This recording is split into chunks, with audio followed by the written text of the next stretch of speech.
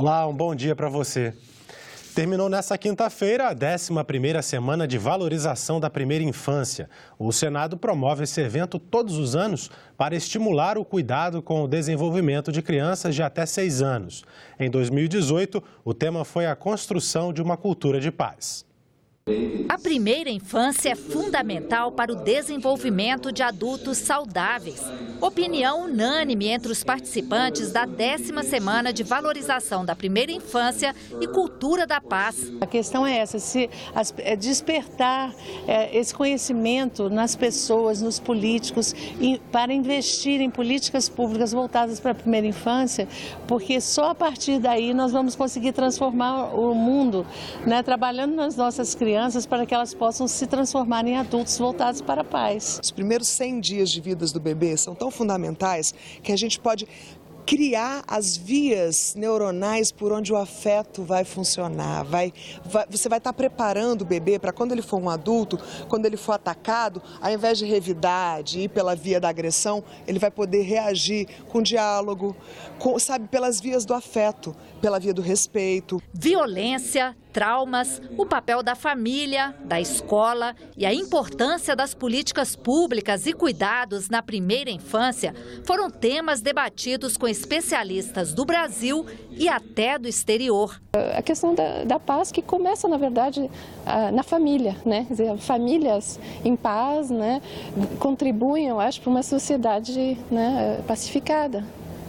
A ideia, eu acho que é essa, né? Assim, começa já na relação pais-criança, né? A questão da paz, né? De evitar os conflitos ou de conseguir resolver os conflitos de uma maneira menos violenta. No último dia de debates da 11ª Semana de Valorização da Primeira Infância, os participantes se dividiram em grupos para aprofundar a discussão sobre temas específicos.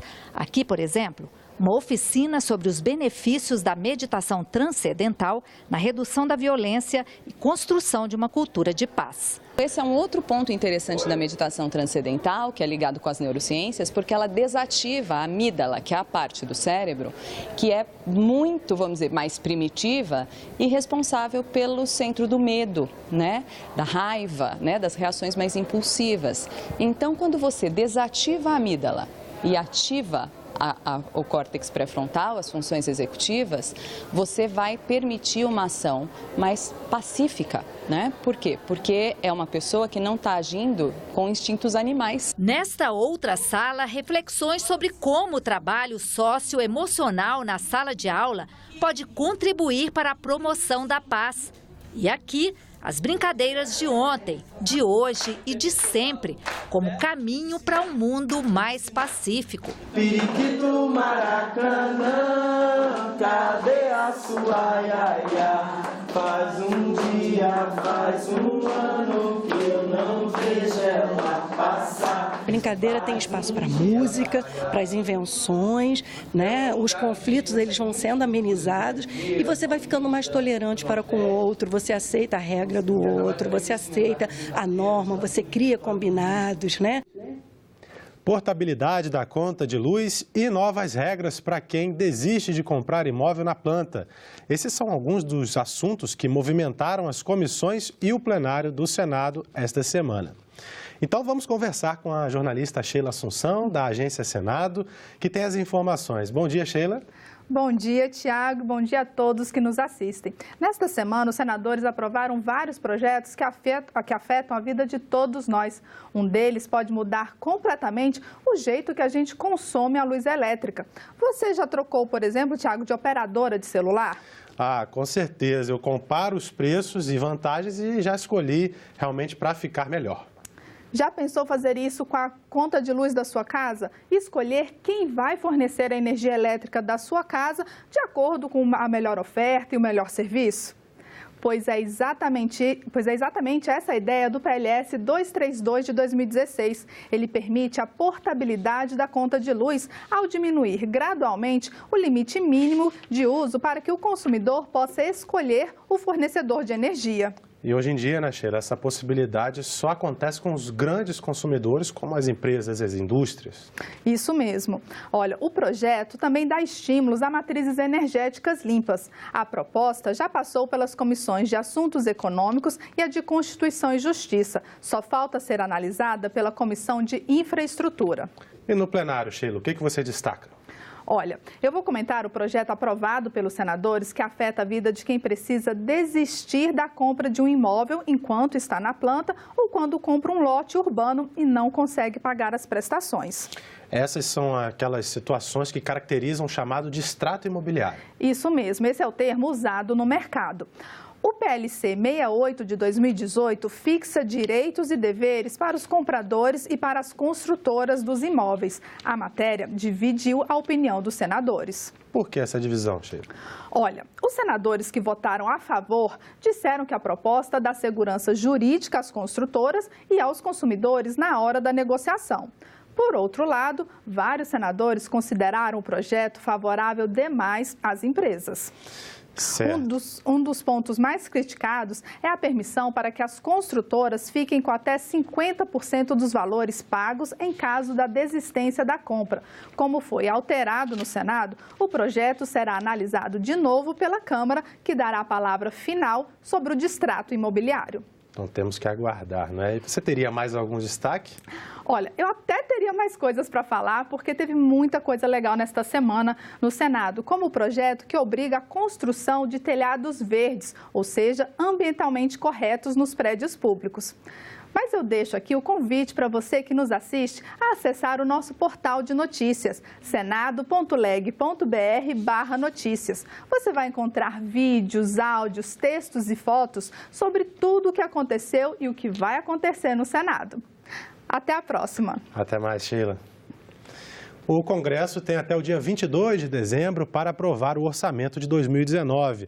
Um ponto que tem gerado polêmica entre os parlamentares é a classificação de alguns gastos sociais como despesas condicionadas, que dependem da aprovação de crédito adicional no ano que vem. Com o fim do ano se aproximando, a discussão do orçamento de 2019 tem movimentado o Congresso. A lei orçamentária anual define pontos estratégicos de gestão e a sua aprovação em um momento de transição de governo pode ser algo ainda mais complicado. Está tendo uma renovação tanto no Poder Executivo quanto no Poder Legislativo. Muitos dos parlamentares que estão aprovando o orçamento de 2019 não estarão na casa no ano que vem.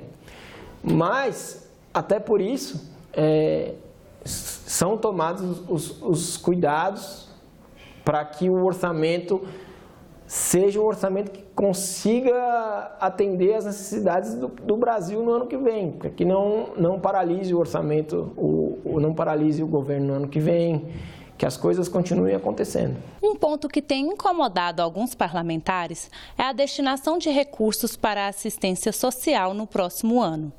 Além do corte feito na verba para esses serviços, mais de 46,5 bilhões de reais do Sistema Único de Assistência Social foram incluídos pelo governo como despesas condicionadas. Isso significa que elas só poderão ser executadas se o Congresso aprovar um crédito adicional no ano que vem. Dos 46,5 bilhões que dependem de crédito adicional, 15 bilhões são destinados ao pagamento do programa Bolsa Família, 30 bilhões para o benefício de prestação continuada, que é pago a idosos e pessoas com deficiência de baixa renda, e 1,5 bilhão para serviços socioassistenciais. O ministro do Planejamento, Esteves Colnago, tranquilizou os parlamentares em relação à aprovação desse crédito adicional pelo Congresso. São despesas meritórias, não há qualquer parlamentar que não as entenda como meritórias, então são despesas que terão uma aprovação tranquila ou facilitada dentro do Congresso Nacional. Então isso também foi uma preocupação que nós tivemos, buscar despesas em que não haja oposição aparente por parte do Congresso. O relator-geral do orçamento, senador Valdemir Moca, quer garantir pelo menos uma parte desses recursos já na lei orçamentária. Eu gostaria de ter a oportunidade de, nesse aspecto, trocar ou colocar esse valor de 1,5 bilhões dentro da lei orçamentária. Porque aí nós estamos garantindo, no mínimo, né, o funcionamento desses serviços. Eu acho que seria uma forma do Congresso ou dessa comissão responder minimamente a essas questões sociais. Quase 10 mil emendas já foram apresentadas ao projeto de lei orçamentária. A votação final está prevista para 20 de dezembro, na última sessão do Congresso, em 2018. E o presidente Eunício, ele tem a intenção, já declarou que só termina o ano com a lei orçamentária aprovada. Na terça-feira, a Comissão Mista de Orçamento aprovou o relatório preliminar do projeto de lei orçamentária anual para 2019. O relator, senador Valdemir Moca, incluiu no relatório o prazo acertado com os parlamentares da base do governo eleito para inserir alterações no projeto. Assim, a equipe de transição do presidente eleito Jair Bolsonaro vai poder incluir emendas no orçamento de 2019 até o dia 28 de novembro. A política aeroespacial brasileira pode mudar em breve. A comissão do Senado, formada para atualizar a legislação do setor, aprovou o relatório no dia 7 de novembro. O texto vai ser analisado agora pelo plenário. Overbooking, drones, no-show, navegação via satélite. Expressões que ninguém usava em 1986, ano em que o Código Brasileiro de Aeronáutica foi criado. Muita coisa mudou de lá para cá, inclusive o aumento do tráfego aéreo, trazendo a necessidade de uma atualização do marco regulatório da aviação no país. A origem da proposta foi de uma comissão de especialistas da área que funcionou no Senado em 2015. O nosso atual Código Brasileiro de Aeronáutica ele está vinculado ainda às regras da Convenção de Varsóvia de 1929. O modal aéreo hoje transporta mais passageiros do que os ônibus, em distâncias acima de 500 quilômetros. São mais de 100 milhões de passageiros, mais de 3 mil localidades que são atendidas. Agora, a Comissão Especial de Senadores, criada em 2016 para a modernização do Código, aprovou um texto com mais de 200 páginas. Entre as principais mudanças, fica proibido soltar qualquer balão não tripulado sem controle de deslocamento e sem autorização prévia da aeronáutica, realização livre da prática do aerodesporto em espaço aéreo não controlado sobre áreas de baixa densidade populacional, contanto que os danos causados a terceiros sejam assumidos pelo operador, fabricação e operação de drones de acordo com a regulamentação de telecomunicações, de aviação civil e aeronáutica. Os equipamentos com menos de 25 quilos e que voem abaixo de 120 metros não precisam de registro e devem receber tratamento simplificado. Outra novidade é sobre a participação de capital estrangeiro em empresas brasileiras que prestam serviços aéreos públicos. Atualmente, ela é de no máximo 20%. O projeto acaba com esse limite desde que a companhia tenha administração no Brasil, empregue mão de obra brasileira e obedeça às regras de aviação daqui. O que nós queremos é que realmente o dinheiro circule. Não dá para você ficar amarrando por uma questão como essa. E realmente, se o dinheiro lá fora quiser ser empregado aqui para fazer girar aqui, eu tenho certeza que ele será muito bem-vindo.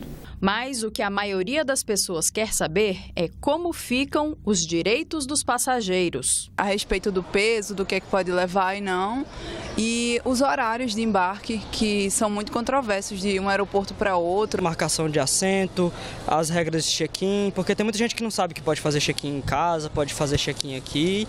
O projeto diz que, se o passageiro perder um voo, a companhia não pode cancelar outro trecho da mesma reserva. Ou seja, se alguém comprou passagens de ida e volta e não embarcou na ida, o outro trecho continua valendo. Em caso de cancelamento de voo pela companhia ou mais de 4 horas de atraso, o passageiro tem direito à acomodação em um outro voo similar, mesmo se operado por empresa diferente, ou receber imediatamente o reembolso da passagem, alimentação e comunicação compatíveis com o tempo de espera, hospedagem com transporte se o novo voo for pelo menos 6 horas mais tarde em relação ao original e indenização imediata com o valor da tarifa mais cara do voo. O advogado do Instituto Brasileiro de Defesa do Consumidor explica que a proposta segue muitas resoluções da ANAC, várias delas prejudiciais aos usuários, na opinião dele, como a cobrança por bagagem despachada. No Brasil, isso não significou vantagem nenhuma para os passageiros, porque além dos preços das passagens continuarem aumentando, as companhias aéreas continuam também aumentando o preço desse valor do transporte de bagagem. A advogada Soraya Fronick entrou para a política neste ano, elegendo-se senadora pelo Mato Grosso do Sul. Antes, envolvia-se com ações populares contra a corrupção, principalmente nos últimos 5 anos. Nesta entrevista, ela conta que na campanha não usou o fundo partidário e tinha pouco tempo em rádio e em televisão. A senadora eleita diz que chega ao Senado sem padrinhos e com disposição de renovar a política. Senadora, muito obrigada pela sua presença aqui no Senado Notícias. Parabéns pelas eleições, seja bem-vinda aqui ao Senado. E eu começo perguntando, senadora, sobre esse resultado das eleições, que foi bem surpreendente, né? Pela renovação do quadro aqui da casa, né? Muitos senadores novos, como a senhora, que está entrando agora para a política. Queria que a senhora contasse um pouco da sua trajetória. Eni, quero agradecer o acolhimento aqui no Senado, aqui na TV Senado. Realmente, essas eleições foram uma grande novidade que, infelizmente, políticos antigos não conseguiram visualizar, né?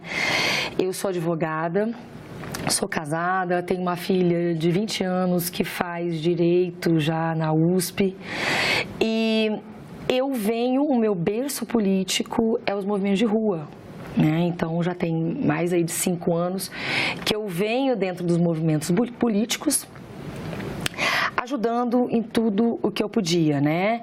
Inclusive ajuizando ações, né? Como advogada, isso é muito fácil para quem é advogado, né? Então nós nos juntamos numa liderança, fomos para as ruas, formamos comissões que procuravam os políticos, legislativo, executivo também, para levar as nossas demandas, para votar assim, para votar assado, né, nos projetos de lei de grande importância. E o que nós percebemos? É importante para a rua? É muito importante, né? A gente tem que se manifestar, o povo tem que se manifestar. Mas o que aconteceu na política brasileira? Os políticos, né, eles formaram a legislação, ficou de tal maneira que impedia a entrada de novos políticos, tempo de TV, dinheiro, né, fundo eleitoral, fundo partidário. Então existia uma barreira para os novos entrarem, ainda mais a gente que eu sou contra o fundo eleitoral, eu não usei, né? Então o que acontece? Nós passamos uma vida, com toda sinceridade, escolhendo os menos piores. Então nós entendemos o seguinte, eu sempre achei que eu fosse ficar nos movimentos de rua, mas chegou um momento que a gente percebeu que não dava mais, não tinha mais o que fazer para eles mudarem, e nós vínhamos pedindo. Então o que eu digo lá no Mato Grosso do Sul é que a gente deu o recado, a gente pediu. Hoje nós conseguimos eleger dos movimentos de rua, das pessoas de renovação, pessoas tanto na eleição passada na Câmara Municipal. Hoje nós temos gente nova na Assembleia Legislativa, na Câmara aqui e no Senado. Então, o que eu estou dizendo para a população e para os políticos antigos, para que acordem? Hoje, as ruas estão no Senado. Sim, nessas eleições nem o tempo de TV teve muita importância, né? TV e rádio foram secundários, né? O que contou mesmo foram as ruas, como a senhora está dizendo, as redes sociais, né? A internet teve um papel fundamental. Fundamental. Eu tive, a princípio eram 4 segundos de TV, depois me deram 9 segundos. Eu mal aparecia. E era raro, não era todo dia que eu aparecia. Eu trabalhei tanto que eu nunca me vi nenhum dia na TV, eu nunca parei para ver. Então foram as redes sociais, o corpo a corpo e as pessoas querendo mudança. E uma das marcas da senhora também é o combate à corrupção, né? A senhora falou do ajuizamento de ações, uma das ações que a senhora ajuizou foi do impeachment do governador Reinaldo Azambuja. Foi. Né? Isso foi muito marcante, como é que ocorreu isso? Foi bastante marcante e logo após eu ajuizei uma ação popular, tá? Contra a JBS, contra os irmãos Batista, contra o Estado de Mato Grosso e contra o governador. Eu sempre digo, Eni, que não é nada pessoal. Eu só estou fazendo o papel, a ação popular existe para isso. Como advogada, então eu estava fazendo o meu papel e jamais irei julgar, né? Essa comissão mista que vai ser instalada para o impeachment ou no judiciário dessa ação popular, eles que vão julgar, né? Então, diante do... existe a ampla defesa, tal. Então, nada, jamais pessoal, nada do que a gente fez de todas essas ações. Apenas exercendo a nossa cidadania, que o povo tem os instrumentos e não usa. A gente está trazendo isso, vamos colocar na prática, né? Então, isso ajudou bastante porque as pessoas querem saber, né? O pessoal hoje mudou muito. Nessa linha do combate à corrupção, a senhora pretende trazer essa bandeira aqui para o Senado Federal? Pretendo. A gente vem com essa bandeira, a população espera isso, né? O máximo de transparência possível. E uma coisa que eu preciso assim deixar bem claro, desde assim, eu vim... uma boa parte dessa renovação não usou fundo eleitoral e não teve ajuda de nenhum padrinho político. Eu não tive uma ajuda sequer de nenhum parlamentar já antigo. Então, os parlamentares que entram, porque o parlamentar, além de fazer a legislação, ele tem a obrigação de fiscalizar. Como que eu vou fiscalizar o governador do estado se eu recebi dinheiro dele para me eleger? Jamais fiscalizarei. Então, eu venho isenta, eu venho sem dever favor para ninguém. O único favor que eu devo é para o povo, inclusive desse efeito Bolsonaro, que o povo se engajou na campanha. Né? Nós fizemos uma eleição, eu creio que a minha eleição tenha sido a mais barata de toda a história do Senado. Hoje é dia de fechar as contas, né? A gente não tem os detalhes, mas foram eleições baratíssimas, sem contratar cabos eleitorais. Foi com a ajuda da população, apenas o engajamento do povo. Foi uma coisa, assim, bastante inédita. E antes da entrevista, a senhora estava falando que já visitou os municípios para saber a demanda dos seus eleitores. E quais são essas demandas? O que a senhora vai trazer aqui para o Senado para levar como sua bandeira aqui? Olha, e desde a pré-campanha eu vinha viajando, o Mato Grosso do Sul tem 79 municípios, contando com a capital. Então, eu não viajei os 79, inclusive por falta de recurso e porque o tempo exíguo da campanha. Mas quando acabou o primeiro turno e nós já estava trabalhando no segundo turno, eu continuei viajando pelo interior.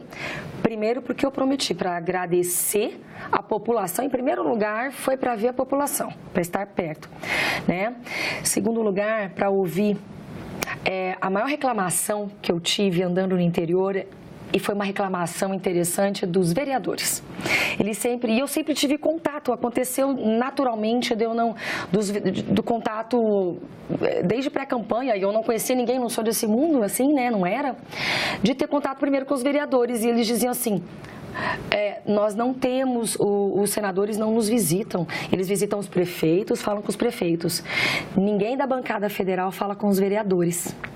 Então, o que eu estou fazendo? O primeiro lugar que eu vou em cada cidade é na Câmara. Eu falo primeiro com os vereadores e depois eu vou falar com o prefeito, naturalmente, mas eu falo com o povo, com os vereadores. Então, os vereadores se sentem parte do processo, a gente não pode esquecer, porque a vida é corrida, eu não estou aqui julgando, não. Eu estou dizendo, é difícil, hoje eu estou vendo aqui, eu nem posse tomei e já estou trabalhando desde a minha eleição, não parei um minuto, não descansei. Mas é interessante isso, os vereadores sentem falta e a população é muito carente do carinho, da atenção, né? Principalmente dos políticos aqui da bancada federal. E como é que vai ser? A senhora é do partido do presidente eleito, Jair Bolsonaro. Como é que a senhora pretende fazer a sua atuação aqui no Senado junto com o governo? Eu sou, Eni, uma bolsonariana de carteirinha. Por quê? Porque foi a primeira vez que eu vi em alguém, em um político, que eu olhei e conheci, porque às vezes as pessoas me perguntam, mas o Jair Bolsonaro é isso mesmo que falam? E eu falo, ele tem uma autoridade natural com uma humildade. Eu acho impressionante a forma como ele equilibra, né? Isso nele, autoridade com humildade. Eu conheço um Jair Bolsonaro humilde, que fala com as pessoas, que para e tira foto o tempo inteiro, onde os funcionários mais humildes do Congresso, de todas as... ele tem vontade de falar com ele. Eu percebo que isso é uma verdade que ele transmite isso para mim. E eu acreditei. Quando eu vi aquilo, não vou usar fundo eleitoral, e aquilo era realidade. O político daquela envergadura que ele adquiriu, porque ele sempre disse que era do baixo clero, né? E eu olhei aquilo, uma pessoa sem estrelismo. Sabe, eu admirei demais. Eu não gosto do estrelismo, não gosto disso. E ele me transmite isso. Então, eu estarei ao lado dele, conheço as propostas a fundo, sou uma liberal na economia. Então, eu estarei para apoiar, teremos governabilidade sim, sabe? Então, eu estarei para apoiar, para ajudar na governabilidade, para ajudar a trazer os votos, para compor, para trazer, sabe, todo o respaldo aqui no Congresso que o presidente vai precisar, e eu vou estar ao lado dele. Senadora, infelizmente o nosso tempo já acabou. Eu agradeço muito pela sua participação aqui no Senado Notícias. Obrigada, Eni. Primeira entrevista que eu dou. E, primeiro de tudo, sempre gratidão que eu transmito, gratidão às pessoas que confiaram e a Deus, em primeiro lugar. E inaugurar essa nova fase, quero que o povo brasileiro acredite e nos apoie e conte conosco para trazer uma política diferente e participativa. Tá bom? Obrigada. Obrigada ao Senado, obrigada a todos vocês aqui.